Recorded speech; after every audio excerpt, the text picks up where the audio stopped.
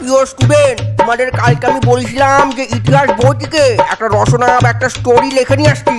তোমরা লেখে নিয়ে আসছি, এখানে এসে জমা দাও। স্যার লিখেছি, কিন্তু আজকে তো ক্লাস করার মুড নেই। স্যার আজকে আমাদেরকে ছেড়ে দিন, অন্যদিন না আপনি ইতিহাসের রচনা বা কাহিনী দেখবেন, আজকে আমরা উপোস। আরে সাবাস ভাই। আরামদাদা দল, তোমাদের লজ্জা শরম নেই? কিভাবে স্যারের সাথে কথা বলতে হয়? জি স্যার, লজ্জাসরম দোকানে বিক্রি করে দিয়েছি। আচ্ছা, আমার কথা না শুনলে পরে কিন্তু আমি এক্ষুনি দুলাল ছেলে ডেকে নিয়ে আসবো। এই সালা চার ডেকে নিয়ে আয়, কারুর বাপকে দেখে ভয় পাই না। এই খেতে চলে এসে, খেতে চলে এসে। আরে ভাই সাবাস, ফাটিয়ে দিয়েছি। ভালো ভালো বলছি, এখান থেকে কেটে পড়, না হলে কিন্তু খারাপ হয়ে যাবে।